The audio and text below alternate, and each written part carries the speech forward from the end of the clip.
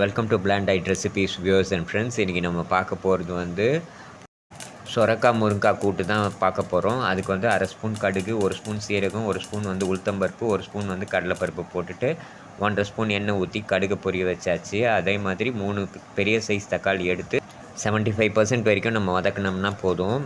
இப்போ வந்து நம்ம இன்னும் கொஞ்சம் நேரம் வந்து நம்ம வதக்கணும். இப்போ வதக்குனது பத்தாது. ஸோ அதனால் வந்து இன்னும் கொஞ்சம் நேரம் வதக்கிறதுக்காக நான் வந்து மறுபடியும் கேஸ் ஆன் பண்ணியிருக்கேன். ஆன் பண்ணிவிட்டு இன்னும் ஒரு 75% வரைக்கும் நல்லா வதக்கிக்கலாம். ஏன்னா கொஞ்சம் 75% வரைக்கும் வதக்குனிங்கன்னா தான் உங்களுக்கு அந்த சொரக்காவோடு சாப்பிடும்போது பாதி வெந்த தக்காளியோடு சாப்பிடும்போது உங்களுக்கு நல்ல க்ரன்ச்சி ஃபீல் கிடைக்கும். கொஞ்சம் நல்ல தக்காளி சாப்பிட்றதுக்கும் கொஞ்சம் நல்லா டேஸ்டியாக இருக்கும், கொஞ்சம் க்ரன்ச்சியாகவும் இருக்கும். அதனால தான் நான் 75% வரைக்கும் தான் நான் வதக்கினேன். உங்களுக்கு வேணும்னா 50% வரைக்கும் கூட நீங்கள் வதக்கிட்டு ட்ரை பண்ணி பாருங்கள். அதோட ஒரு கப் அளவுக்கு பருப்பை வந்து துவரம்பருப்பை வந்து நல்லா வாஷ் பண்ணிவிட்டு நான் இதில் ஆட் பண்ணியிருக்கேன். ஆட் பண்ணிவிட்டு கட் பண்ணி வச்சுருந்த முருங்காய், ஒரு அரை முருங்காய், அப்புறமா வந்து ஒரு ஹாஃப் சொரக்காய் தான் நான் ஆட் பண்ணியிருக்கேன். ஹாஃப் சொரக்காய் நல்லா துண்டு துண்டாக கட் பண்ணிவிட்டு 3-4 டைம்ஸ் நல்லா ரெண்டுத்தையும் வாஷ் பண்ணிவிட்டு தேவையான அளவுக்கு தண்ணி ஊற்றிட்டு அதை குக்கரில் வச்சுருக்கேன். 4 விசில் நல்லா ஹை ஃப்ளேமில் வச்சுக்கிங்க, அப்போ தான் கரெக்டாக வரும். மீன்வைல் நான் போடுற வீடியோஸ் எல்லாமே பிளாண்ட் ஆகிட் தான். இதில் எந்த ஒரு காரமும் எந்த ஒரு மசாலாவும் நான் ஆட் பண்ண போகிறது கிடையாது. ஏன்னா இது ஃபுல் அண்ட் ஃபுல் வந்து அல்சர் பேஷண்ட்காகவும் வந்து கேஸ்ட்ரோ ப்ராப்ளம் இருக்க பேஷண்ட்காகவும் அப்புறமா வந்து காரம் டாலரேட் பண்ண முடியாத யாரெல்லாம் இருக்கிறாங்களோ அவங்களுக்காக தான் நான் ஸ்பெஷலாக இதை போஸ்ட் பண்ணுறது. இப்போ வந்து 3rd விசில் வந்துருச்சு. இன்னும் ஒரு விசில் வர்றதுக்காக நம்ம வெயிட் பண்ணலாம். நான் எடிட் பண்ணி போடுறதுனால 4 விசில் உங்களுக்கு காட்ட முடியாது. மீன்வைல் வந்து என் சேனலை எல்லாருமே சப்ஸ்கிரைப் பண்ணுங்கள், லைக் பண்ணுங்கள், ஷேர் பண்ணுங்கள், கமெண்ட் பண்ணுங்கள்.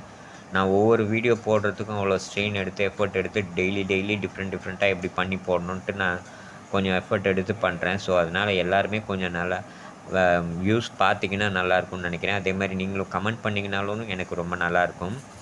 ஸோ உங்கள் ரிலேட்டிவ்ஸில் இல்லை ஃப்ரெண்ட்ஸில் யாருக்காவது அல்சர் ப்ராப்ளம் இருந்ததுன்னா அவங்களும் கூட இந்த வீடியோ பார்க்கலாம். பார்த்துட்டு அவங்களும் கூட இதில் வர்ற மாதிரி டிஷ்ஷஸ் வந்து ட்ரை பண்ணி பார்க்கலாம். இப்போ 4வது விசிலும் வந்துருச்சு. நம்ம பார்த்தோம்னா இப்படி தான் இருக்கும். குக்கரில் பருப்பும் நல்லா சொரக்காவும் நல்லா வெந்துருச்சு. அதே மாதிரி பார்த்திங்கன்னா முருங்கைக்காவும் நல்லா வெந்துருச்சு. குக்கரில் இதே மாதிரி நீங்கள் கலந்து விட்டால் போதும். சொரக்காய் ஆல்ரெடி தண்ணி காய்கறி தான். ஸோ அதனால் எக்ஸ்ட்ரா தண்ணி எதுவும் ஊற்ற வேண்டாம். இருக்கிற இந்த தண்ணியே போதும். இதில் வந்து நான் எக்ஸ்ட்ரா அந்த எலுமிச்சப்பழ சாறு மட்டும் கொஞ்சம் ஆட் பண்ணியிருக்கேன். இப்போ நான் ஆட் பண்ணது வந்து எலுமிச்சப்பழ சாறு, ஒரு மீடியம் சைஸ் எலுமிச்சப்பழ சாறும் ஒரு 1.25 ஸ்பூன் அளவுக்கு உப்பு தான் நான் போட்டிருக்கேன். உங்களுக்கு எந்த அளவுக்கு உப்பு தேவையோ அந்த அளவுக்கு நீங்கள் வந்து உப்பை ஆட் பண்ணிக்கலாம். 1.25 ஸ்பூன் உப்பு போட்டுட்டு இப்போ நல்லா கலந்து விட்டுக்குங்க, மெதுவாக கலந்து விட்டுக்குங்க. ஏன்னா வந்து சுரக்காய் வந்து கொஞ்சம் ரொம்ப மென்மையான பொருள். அதே மாதிரி முருங்காவும் வந்து ரொம்ப சாஃப்டான பொருள். வெந்துருச்சுன்னா வந்து நம்ம ரொம்ப ஹார்ஷாக நம்ம வந்து கலக்கி விட்டோம்னா வந்து ரெண்டுமே முருங்காவும் சொரக்காய் ரெண்டுமே வந்து கூழாயிடும். ஸோ அதனால் ஹார்ஷாக நீங்கள் வந்து இது பண்ண வேண்டாம். லைட்டாக ஜென்டிலாக கலந்து விட்டிங்கனாலே போதும். ஆட்டோமேட்டிக்காக அந்த உப்பும் அந்த லெமன் சாரும் வந்து கலந்துரும். லெமன் சாறு ஊற்றுனதுனால 5 to 7 மினிட்ஸ் வரைக்கும் கொதிக்க வச்சிங்கன்னா போதும். ஓரளவுக்கு தண்ணி சுண்டுற அளவுக்கு வச்சிங்கன்னா போதும். ஏன்னா பருப்பு போட்டிருக்கிறதுனால ஆட்டோமேட்டிக்காக வந்து அந்த தண்ணி அதை அப்சர்வ் பண்ணிவிடும் நீங்கள் குக் பண்ணி முடித்ததுக்கப்புறமா. உங்களுக்கு சப்போஸ் துவரம்பருப்பு வேண்டான்னா நீங்கள் பச்சை பருப்புலையும் ட்ரை பண்ணி பார்த்துக்கலாம் இதே மாதிரி மெத்தடில். இல்லை கடலைப்பருப்பில் கூட நீங்கள் ட்ரை பண்ணி பார்த்துக்கலாம். ஆனால் ப்ரொசீஜர் எல்லாமே சேம் தான். நீங்கள் சப்போஸ் வந்து உங்களுக்கு வந்து நார்மல் மெத்தடில் போகணுன்னு நினச்சிங்கன்னா நீங்கள் கடுகு எல்லாம் பொரிய வச்சதுக்கப்புறமா வந்து வெங்காயத்தை நல்லா வதக்கிக்கிங்க. வதக்கினதுக்கப்புறமா இஞ்சி பூண்டு பேஸ்ட்டை போட்டு அதையும் நல்லா வதக்கிக்கிங்க, அந்த பச்சை வாசனை போகிற வரைக்கும். அதுக்கப்புறம் தக்காளியும் போட்டு வதக்கிக்கிட்டு ஒரு 3 பச்சை மிளகா கட் பண்ணி ஸ்ட்ரெயிட்டாக கட் பண்ணி அதையும் போட்டுட்டு அதில் வதக்கிக்கிட்டு அதுக்கப்புறமா இந்த ப்ரொசீஜர் அப்படியே நீங்கள் ஸ்டார்ட் பண்ணிக்க வேண்டியதான். குக்கரில் ஃபஸ்ட்டு விசில் நீங்கள் வைக்கிறதுக்கு முன்னாடி கொஞ்சம் பிஞ்ச் ஆஃப் பெருங்காயம் ஆட் பண்ணிக்கிங்க. ஆட் பண்ணிங்கன்னா அது கொஞ்சம் ஃப்ளேவர் என்ஹான்ஸ் பண்ணி கொடுக்கும். இப்போ நான் சொன்னது எல்லாமே நார்மலாக எல்லாருக்குமே காரம் வந்து டாலரேட் பண்ணக்கூடிய அளவில் இருக்கிறவங்களுக்கு அந்த மாதிரி ப்ரொசீஜர். காரமே டாலரேட் பண்ண முடியாதவங்களுக்கு இப்போ நான் செய்கிற மெத்தடே நல்லா இருக்கும். இப்போ இந்த வீடியோ போஸ்ட் பண்ணுற டைமுக்கு வந்து நான் வீடியோ வாய்ஸ் ஓவர் கொடுக்குற டைமுக்கு வந்து நான் ஆல்ரெடி இதை சாப்பிட்டு முடிச்சிட்டேன். ரொம்ப நல்லா இருக்குது. ஸோ நீங்களும் ட்ரை பண்ணி பாருங்கள். பிளாண்டாக செய்கிறதுனால தான் நான் லெமன் ஆட் பண்ணியிருக்கேன். லெமன் ஜூஸ் வந்து ஆட் பண்ணியிருக்கேன். இல்லைன்னா லெமன் ஜூஸ் நீங்கள் ஆட் பண்ணணும்னு அவசியம் கிடையாது. ஒரு ஃப்ளேவருக்காக தான் நான் வந்து லெமன் ஜூஸ் கொஞ்சம் நல்லா, ஏன்னா பிளாண்டாக சாப்பிடும்போது ஏதாவது ஒரு ஃப்ளேவர் இருக்கணுன்றதுக்காக தான் லெமன் ஜூஸ் ஆட் பண்ணியிருக்கேன். நார்மலாக செய்யும்போதும் சரி, இப்போ நீங்கள் பிளாண்டாக செய்யும்போதும் சரி, லாஸ்ட்டாக இந்த மாதிரி கொதிக்கிற சமயத்தில் வந்து கொஞ்சம் டெசிகேட்டட் கோகனட்டோ, இல்லை வந்து நீங்கள் நேரடியாக கோகனட்டை வந்து கோகனட்டு அப்புறமா சீரகம் 2த்தையும் வந்து மிக்சியில் நல்லா அரைச்சிட்டு, இந்த டைமில் வந்து நல்லா போட்டுட்டு ஒரு 10 to 15 மினிட்ஸ் கொதிக்க வச்சிங்கன்னா அது இன்னும் ஆடட் ஃப்ளேவரில் வரும். எப்போவுமே ஒன்று மட்டும் ஞாபகம் வச்சுக்கிங்க, இந்த மாதிரி கூட்டு, பொரியல் இந்த மாதிரி ஐட்டம் பண்ணும்போது தேங்காய் எண்ணெயில் ட்ரை பண்ணி பாருங்கள். ரொம்ப நல்லாயிருக்கும் வாசனை, ரொம்ப டேஸ்டியாகவும் இருக்கும். ஸோ அதனால் இது ஒரு டிப்பு. உங்களுக்கு வந்து டெசிகேட்டட் கோகோனட் போடணும்னு நினச்சிங்கன்னா, கடையில் விற்கிற சூப்பர் மார்க்கெட்டில் விற்கிற டெசிகேட்டட் கோகோனட்டும் வாங்கிட்டு நீங்கள் டைரெக்டாகவே அது தூவிடலாம். டெசிகேட்டட் கோகோனட்டை பொறுத்த வரைக்கும் நீங்கள் எப்போவுமே ரெஃப்ரிஜிரேட் தான் பண்ணணும். அது வந்து நார்மல் ரூம் டெம்பரேச்சரில் வச்சிங்கன்னா அது வந்து கெட்டு போயிடும். கூட வந்து எறும்பும் வர ஆரம்பிச்சிடும். இப்போ நல்லா நம்ம பண்ண கூட்டு வந்து நல்லா கொதிக்க ஆரம்பிச்சிடுச்சு.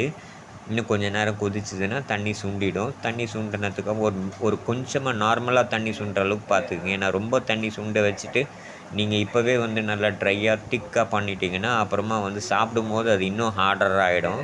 ஸோ அதனால் ஓரளவுக்கு தண்ணி இருக்கும்போதே எடுத்துருங்க. அப்போ தான் நீங்கள் சாப்பிடும்போது அந்த பருப்பு வந்து தண்ணி இழுத்துக்குச்சுன்னா ஓரளவுக்கு நல்ல கன்சிஸ்டன்சியில் இருக்கும் நீங்கள் எடுத்து போட்டு சாப்பிட்றதுக்கு.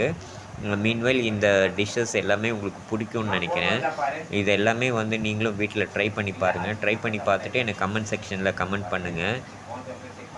மீன்வைல் உங்கள் ஃப்ரெண்ட்ஸ் அண்ட் ரிலேட்டிவ்ஸ் அவங்களையும் சப்ஸ்கிரைப் பண்ண சொல்லுங்கள், அவங்களையும் லைக் பண்ண சொல்லுங்கள், அவங்களோட ஃப்ரெண்ட்ஸுக்கும் இதை வந்து ஷேர் பண்ண சொல்லுங்கள், அவங்களையும் சப்ஸ்கிரைப் பண்ண சொல்லுங்கள். உங்களோட சப்போர்ட் அண்ட் உங்களோட என்கரேஜ்மெண்ட் தான் எனக்கு ரொம்ப தேவை. அப்போ தான் என்னால் டெய்லி ஒரு டிஃப்ரெண்ட்டான டிஷ்ஷஸோடு இந்த வீடியோவில் போஸ்ட் பண்ண முடியும். மீன்வைல் வந்து அல்சர் பேஷண்ட்ஸ் எல்லாமே வந்து டாக்டரோட ப்ரிஸ்கிரிப்ஷன் படி நீங்கள் கம்மியான அளவுக்கு காரமோ இல்லை சுத்தமாக காரமே வேண்டாம் அப்படின்னு சொன்னார்னா அந்த மாதிரி டைப் ஆஃப் ஃபுட்டை ஃபாலோ பண்ணுறது தான் உங்களோட ஹெல்த்துக்கு ரொம்ப சேஃபு. இதுதான் ஃபைனல் லுக்கு. இப்படி தான் இருக்கும். இப்போ நம்ம ஒரு தடவை கலந்து விட்டுக்கலாம். கொஞ்சம் சிம்மில் வச்சுட்டு தான் நான் கலக்கிறேன் இப்போது. நீங்கள் ஃபஸ்ட்டு விசில் வைக்கும்போது வந்து நீங்கள் ஹை ஃப்ளேமில் வச்சு 4 விசில் வைக்கணும். அதுக்கப்புறமா நீங்கள் குக் பண்ணுறது வந்து மீடியம் ஃப்ளேமில் வச்சு தான் வந்து தண்ணி சுண்ட வைக்கணும்னு நினச்சிங்கன்னா மீடியம் ஃப்ளேமில் வச்சு தான் தண்ணி சுண்ட வைக்கணும். இப்போ நான் கலந்து விட்டேன் பார்த்தீங்களா, அதே மாதிரி நீங்களும் கலந்து விட்டிங்கன்னா கத்தி கரண்டி போடணும் அவசியம் கிடையாது. அப்படி நீங்கள் கரண்டி போட்டு கலர்னிங்கன்னா வந்து உங்களுக்கு வந்து அது கூழாகிறதுக்கு உண்டான அந்த சொரக்காவும் முருங்காவும் வந்து கூழாகிறதுக்கு உண்டான வாய்ப்பு இருக்குது. ஸோ அதனால் வந்து இப்படியே வந்து நீங்கள் கலந்து விட்டிங்கன்னா ஆட்டோமேட்டிக்காக வந்து அது எல்லாமே வந்து அடி பிடிக்காமலும் இருக்கும். அதே மாதிரி உங்களுக்கு வந்து அந்த இதுவும் சொரக்காவும் முருங்காவும் உடையாமலும் இருக்கும்.